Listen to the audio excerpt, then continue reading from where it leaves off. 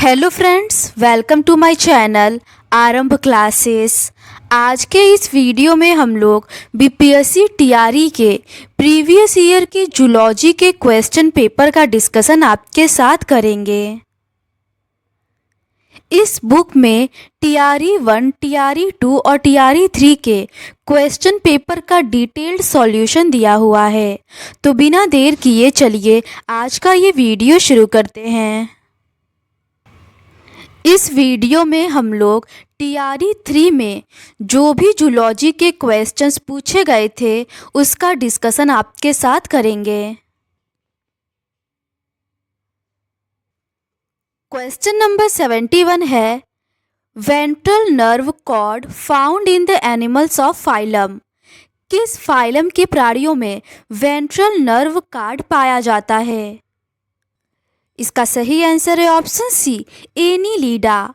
Ventral nerve cord मुख्य रूप से एनीलिडा संघ के जानवरों में पाया जाता है।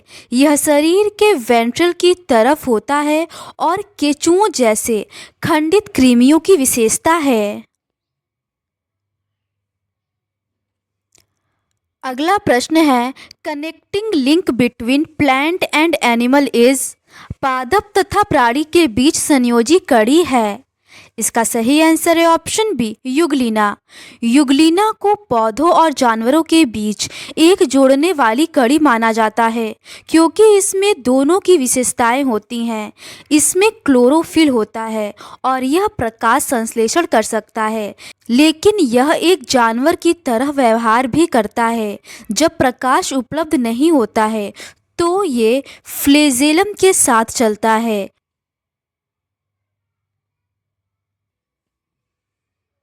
अगला प्रश्न है, flame cells are excretory in function in the animals of which phylum.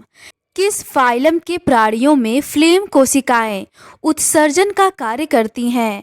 इसका सही आंसर है ऑप्शन सी, प्लेटीहेल्मिन्थीज। फ्लेम कोशिकाएं प्लेटीहेल्मिन्थीज संघ के प्राणियों में पाई जाने वाले उत्सर्जक संरचनाएं हैं। वे परासरण विनिमयन और अपशिष्ट निष्कासन में कार्य करती हैं। फ्लेम कोशिकाएं इकाइनोडर्मेटा और आर्थ्रोपोडा संघ में नहीं पाई जाती है।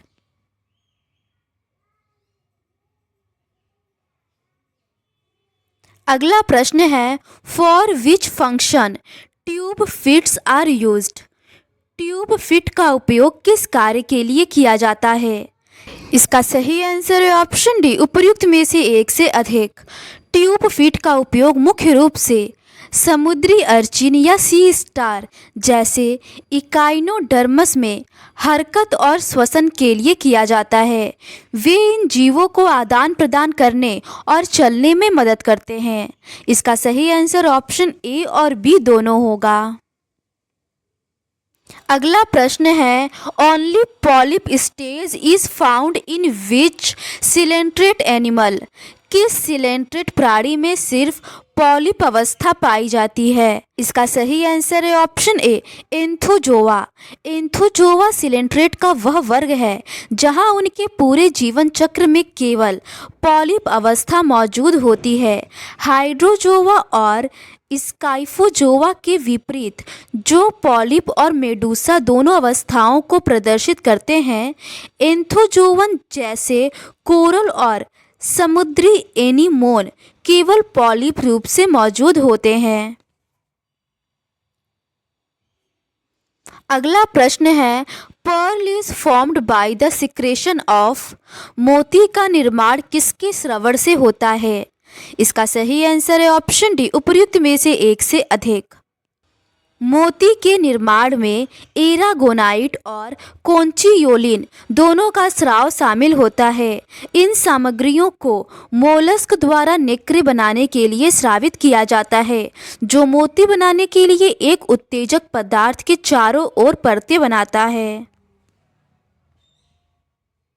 अगला प्रश्न है, in India which state produce largest Honey. Bharat में किस राज्य में शहद का सर्वाधिक उत्पादन होता है? इसका सही आंसर है ऑप्शन सी, उत्तर प्रदेश।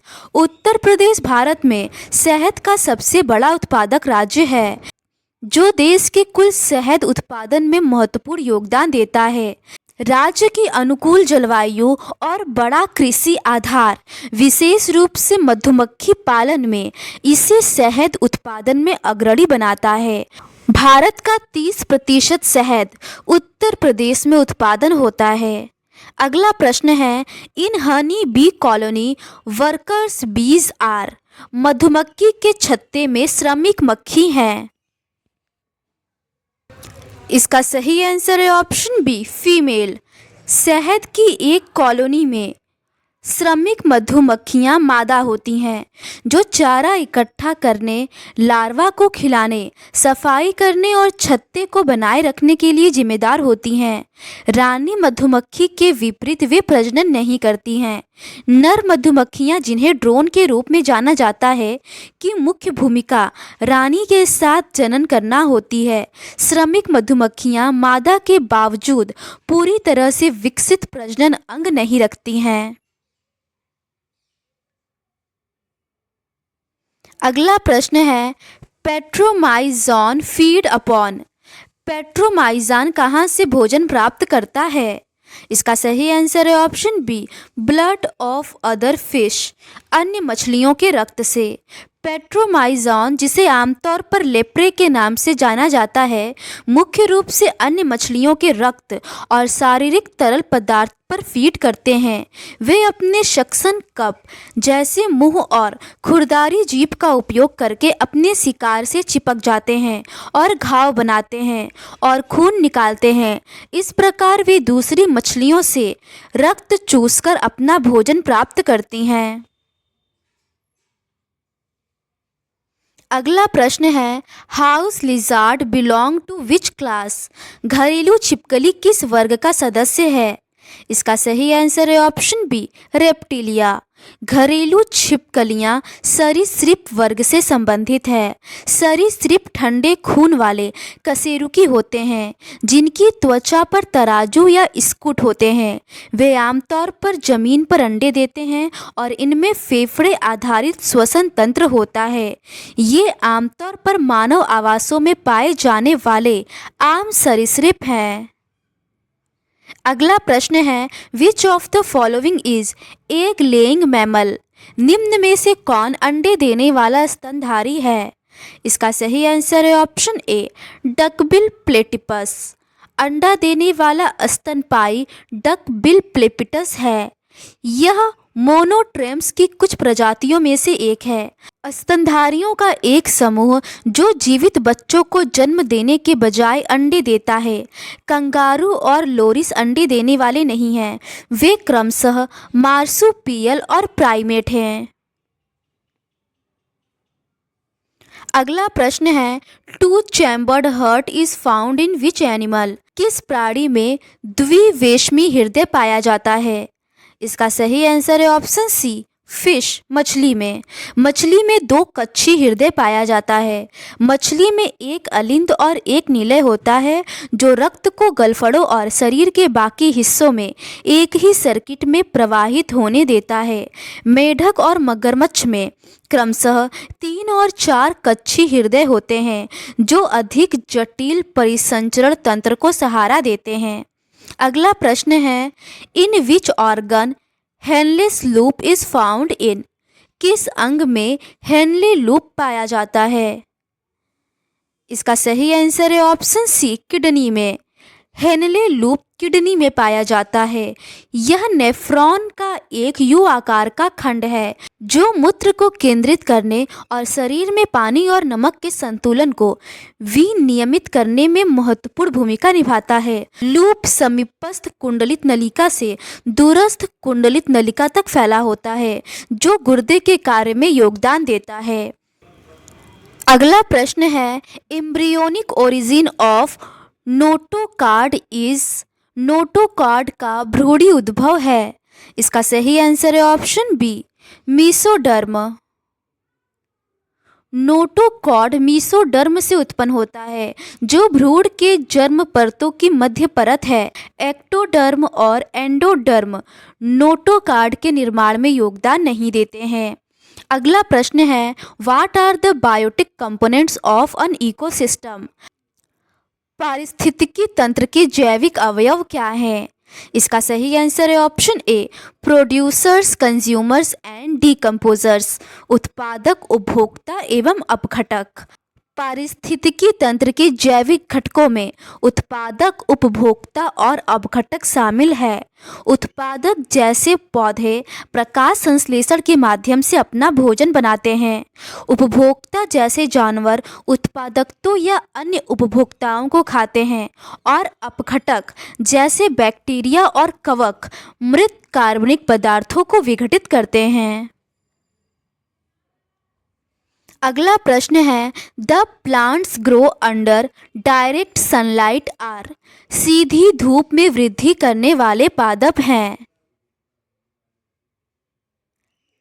इसका सही आंसर है ऑप्शन सी, हेलियोफाइट्स। सीधे सूर्य के प्रकाश में उगने वाले पौधों को हेलियोफाइट्स कहा जाता है।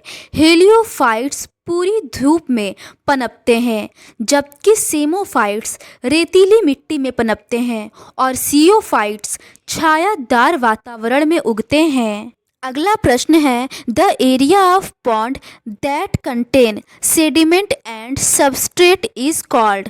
तालाब का वह क्षेत्र जिसमें तलछट और सबस्ट्रेट पाया जाता है क्या कहलाता है? इसका सही आंसर है ऑप्शन सी, बेंथिक जोन। तालाब का वह क्षेत्र जिसमें तलछट और सबस्ट्रेट होता है उसे बेंथिक जोन कहा जाता है। यह जोन पानी की सबसे निचली परत है जहां कार्बनिक और अकार्बनिक पदार्थ जमा होते हैं। इसमें सतह और उपसतह परतें शामिल हैं और यह बैक्टीरिया, कवक और बेंथिक अकशेरुकी जैसे कई जीवों का घर है। अगला प्रश्न है, organisms depend for their nutrient and energy requirements on dead organic matter are called? पोषण तथा ऊर्जा जरूरतों को पूरा करने के लिए मृत कार्बनिक पदार्थों पर निर्भर रहने वाले जीव कहलाते हैं। इसका सही आंसर है ऑप्शन डी, उपर्युक्त में से एक से अधिक। पोषक तत्वों और ऊर्जा के लिए मृत कार्बनिक पदार्थों पर निर्भर रहने वाले जीव मृतोपजीवी या सेप्रोट्रॉफ कहलाते हैं, जो हेटेरोट्रॉफ का एक समूह है।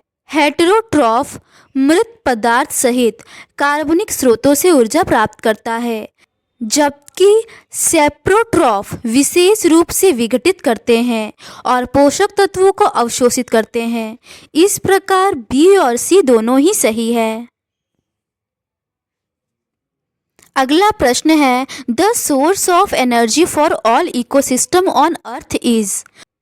पृथ्वी पर सभी पारिस्थितिकी तंत्र के लिए ऊर्जा का स्रोत है। इसका सही आंसर है ऑप्शन सी, सूर्य या सन। पृथ्वी पर सभी पारिस्थितिकी तंत्रों के लिए ऊर्जा का प्राथमिक स्रोत सूर्य है और ऊर्जा प्रकाश संश्लेषण को संचालित करती है, जो वह प्रक्रिया है जिसके द्वारा पौधे सूर्य के प्रकाश को रासायनिक ऊर्जा में परिवर्तित करते हैं, जो अधिकांश खाद्य श्रृंखलाओं का आधार बनता है। जबकि पेट्रोलियम और कोयला प्राचीन सौर ऊर्जा को संग्रहित करते हैं। वे प्रत्यक्ष रूप से पारिस्थितिकी तंत्रों के लिए ऊर्जा के प्रत्यक्ष स्रोत नहीं हैं। अगला प्रश्न है, in an ecosystem primary productivity depends on? एक पारिस्थितिकी तंत्र की प्राथमिक उत्पादकता निर्भर करती है। इसका सही आंसर है ऑप्शन डी, उपर्युक्त में से एक से अधिक।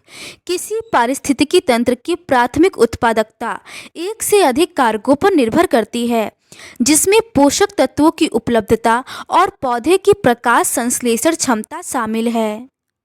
पोषक तत्व पौधों की वृद्धि के लिए आवश्यक है, जबकि प्रकाश संश्लेषण वह प्रक्रिया है जिसके द्वारा पौधे सूर्य के प्रकाश को ऊर्जा में परिवर्तित करते हैं। ए और बी दोनों ही ऑप्शन सही है। अगला प्रश्न है, हेवर्सियन कैनल्स प्रोवाइड स्पेस फॉर। हेवर्सियन नलिकाएं स्थान प्रदान करती हैं। इसका सही आंसर है ऑप्शन डी, उपर्युक्त में से एक से अधिक। हेवर्सियन नलिकाएं रक्त वाहिकाओं और तंत्रिका तंतुओं के लिए जगह प्रदान करती हैं। ये नलिकाएं कॉम्पैक्ट हड्डी में पाई जाती हैं जो पोषक तत्वों की आपूर्ति करती है, और तंत्रिका तंतु जो तंत्रिका प्रदान करते हैं। इसका सही answer option A blood vessels और ऑप्शन बी नर्व फाइबर्स दोनों होगा।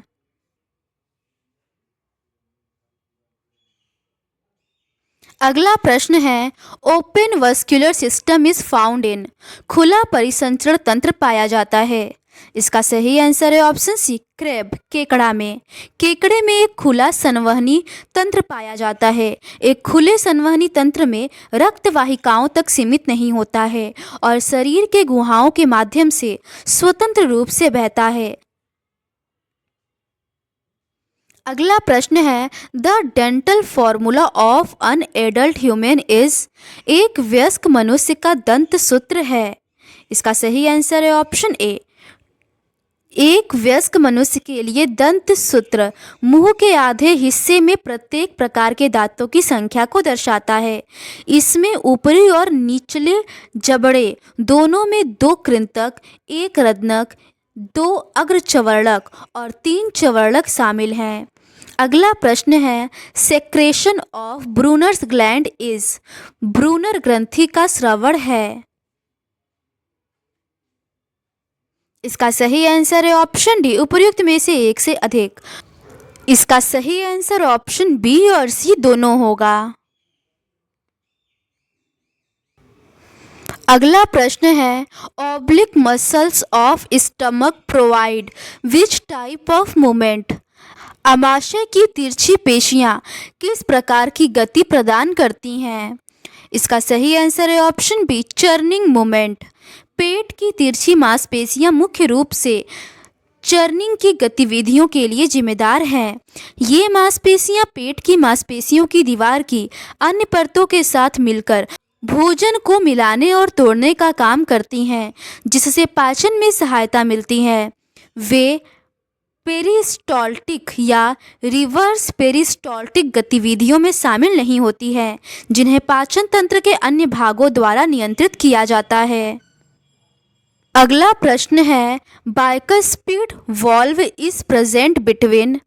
बाइकस्पीड वॉल्व किसके बीच पाया जाता है। इसका सही आंसर है option B left auricle and left ventricle. बायां अलिंद और बायां निलय।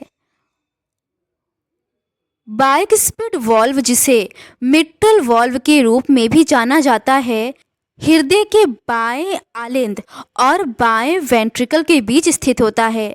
यह वेंट्रिक्यूलर संकुचन के दौरान बाएं वेंट्रिकल से बाएं एट्रियम में रक्त के वापस प्रवाह को रोकता है। अगला प्रश्न है, in case of blood group A B the antibody in serum will be. A B रक्त समूह के सीरम में एंटीबॉडी होगी। इसका सही आंसर है ऑप्शन सी अनुपस्थित। रक्त समूह ए बी वाले व्यक्तियों की लाल रक्त कोशिकाओं की सतह पर ए और बी दोनों एंटीजन होते हैं और उनके सीरम में एंटी ए या एंटी बी एंटीबॉडी नहीं होते हैं। यही कारण है कि ए बी रक्त समूह को लाल रक्त कोशिकाओं के लिए सार्वभौमिक प्राप्तकर्ता या यूनिवर्सल रिसीवर माना जाता है। अगला प्रश्न है, which blood vessel transport deoxygenated blood. रक्त वाहिका जो ऑक्सीजन रहित रक्त का परिवहन करती है। इसका सही आंसर है ऑप्शन ए पल्मोनरी धमनी या पल्मोनरी आर्टरी।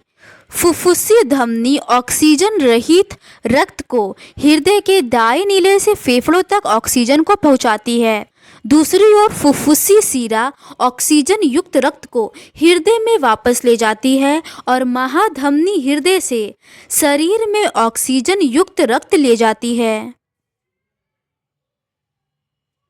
अगला प्रश्न है the resting membrane potential of neuron is. Neuron का रेस्टिंग मेम्ब्रेन पोटेंशियल होता है। इसका सही आंसर है ऑप्शन ए -70 मिली वोल्ट।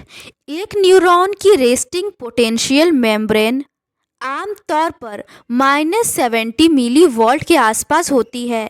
यह मान न्यूरॉन के अंदर और बाहर विद्युत आवेश में अंतर को दर्शाता है जब यह सक्रिय रूप से संदेश नहीं भेज रहा है। अगला प्रश्न है ह्यूमन यूरिन इज। मानव मूत्र होता है।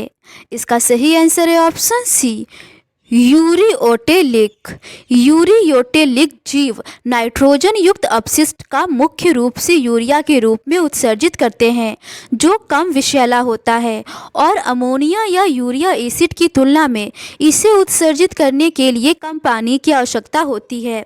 यह यूरिया का मनुष्यों के लिए नाइट्रोजन युक्त अपशिष्ट का प्रबंधन करने का एक अच्छा तरीका बनाता है। अगला प्रश्न है which cells are found in retina. Retina में पाई जाने वाली कोशिकाएं हैं। इसका सही आंसर है ऑप्शन सी एमेक्राइन सेल्स।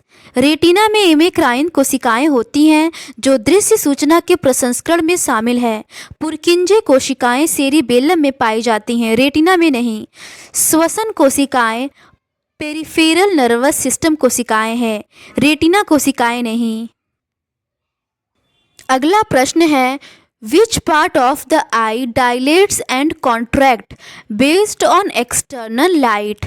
बाह्य रोशनी के आधार पर नेत्र का कौन सा भाग फैलता व सिकुड़ता है। इसका सही आंसर है ऑप्शन उपयुक्त में से कोई नहीं। आँख का वह भाग जो बाहरी प्रकाश के आधार पर फैलता और सिकुड़ता है आइरिस कहलाता है। यह पुतली के आकार को नियंत्रित करता है जो आँख में प्रवेश करने वाले प्रकाश की मात्रा को नियंत्रित करता है। अगला प्रश्न है in resting neuron which of the following has highest permeability. Resting neuron में किसके लिए पारगम्यता सर्वाधिक होती है। इसका सही आंसर है ऑप्शन बी पोटेशियम आयन की। रेस्टिंग न्यूरॉन में पोटेशियम आयनों की पारगम्यता सबसे अधिक होती है। न्यूरॉन की झिल्ली सोडियम या क्लोराइड आयनों की तुलना में पोटेशियम के लिए अधिक पारगम्य होती है जो रेस्टिंग झिल्ली की क्षमता में योगदान करती है। अगला प्रश्न है Nissl's granules are found in. Nissl's कण पाए जाते हैं। इसका सही आंसर है ऑप्शन सी न्यूरॉन में। निसल्स कणिकाएं जिन्हें निसल बॉडीज के नाम से भी जाना जाता है न्यूरॉन्स में पाई जाती हैं। वे रफ एंडोप्लाज्मिक रेटिकुलम और राइबोसोम से बनी होती हैं और प्रोटीन संश्लेषण में शामिल होती हैं। ये कणिकाएं श्वेत रक्त कोशिकाओं या लाल रक्त कोशिकाओं में नहीं पाई जाती हैं। अगला प्रश्न है which part of the internal ear is responsible for hearing. आंतरिक कर्ण का कौन सा भाग श्रवण के लिए जिम्मेदार है। इसका सही आंसर है ऑप्शन बी कॉक्लिया। कॉक्लिया आंतरिक कान का वह हिस्सा है जो सुनने के लिए जिम्मेदार है। इसमें विशेष बाल कोशिकाएं होती हैं जो ध्वनि कंपन को विद्युत संकेतों में परिवर्तित करती हैं जिन्हें फिर श्रवण तंत्रिका के माध्यम से मस्तिष्क तक पहुंचाया जाता है। अर्धवृत्ताकार नलिकाएं और सैकुलस संतुलन में शामिल हैं, सुनने में नहीं।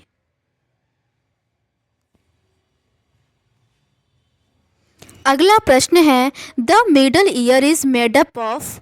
मध्य कर्ण बना होता है। इसका सही आंसर है ऑप्शन डी उपयुक्त में से एक से अधिक। मिडल ईयर में ईयर ड्रम और ईयर ऑसिकल्स होते हैं जो 3 छोटी हड्डियां होती हैं जिन्हें मेलियस इनकस और स्टेपिज कहा जाता है। ये संरचनाएं बाहरी कान से आंतरिक कान तक ध्वनि कंपन संचारित करने के लिए एक साथ काम करती हैं। अगला प्रश्न है side part of the tongue is sensitive to which taste. जीभ का पार्श्व भाग किस स्वाद के लिए संवेदनशील होता है। इसका सही आंसर है ऑप्शन बी साल्ट एंड सोर, खट्टा खट्टा और खारा। जीभ के किनारे मुख्य रूप से नमक और खट्टे स्वाद के प्रति संवेदनशील होते हैं। जीभ के किनारों पर स्थित स्वाद कलिकाएं इन स्वादों को दूसरों की तुलना में अधिक प्रभावी ढंग से पहचानती हैं। जीभ का अगला हिस्सा मीठे स्वाद के संवेदनशील होता है। पिछला भाग कड़वा स्वाद के लिए संवेदनशील होता है। अगला प्रश्न है, bipolar neurons are present in. Bipolar neuron पाए जाते हैं। इसका सही आंसर है ऑप्शन डी, उपर्युक्त में से एक से अधिक। बाइपोलर न्यूरॉन्स रेटिना और इंटरनल ईयर दोनों में मौजूद होते हैं। रेटिना में वे फोटोरिसेप्टर से गैंग्लियन कोशिकाओं तक संकेत संचारित करते हैं, जबकि इनर ईयर में वे श्रवण और वेस्टिबुलर जानकारी संचारित करने में शामिल होते हैं। अगला प्रश्न है, emergency hormones are secreted by. आपातकालीन हार्मोन स्रावित किए जाते हैं। इसका सही आंसर है ऑप्शन सी, एड्रिनल मेडुला द्वारा। इमरजेंसी हार्मोन्स जैसे एड्रेनालिन एड्रेनल मेडुला द्वारा स्रावित होता है। एड्रेनल मेडुला गुर्दे के ऊपर स्थित एड्रेनल ग्रंथियों का हिस्सा है और तनाव या खतरे के जवाब में एड्रेनलिन जारी करता है, जिससे शरीर लड़ो या भागो प्रतिक्रिया के लिए तैयार हो जाता है। अगला प्रश्न है, बायोकेमिकली इंसुलिन इज। इसका सही आंसर है ऑप्शन सी, प्रोटीन। इंसुलिन एक प्रोटीन हार्मोन है जो अग्न्याशय में बीटा कोशिकाओं द्वारा निर्मित होता है। इसमें दो पेप्टाइड श्रृंखलाएं होती हैं, एक ए चैन और एक बी, जो डाइसल्फाइड पुलों से जुड़ी होती है। इसका प्राथमिक कार्य कोशिकाओं में ग्लूकोज अवशोषण को बढ़ावा देकर और यकृत ग्लूकोज उत्पादन को बाधित करके रक्त शर्करा के स्तर को नियंत्रित करना है। तो आज के इस वीडियो में बस इतना ही। बाकी के रिमेनिंग क्वेश्चंस का डिस्कशन हम लोग इस सीरीज के नेक्स्ट पार्ट में करेंगे। अगर आपको ये सीरीज़ पसंद आती है तो please do subscribe to my channel and like this video. Thank you.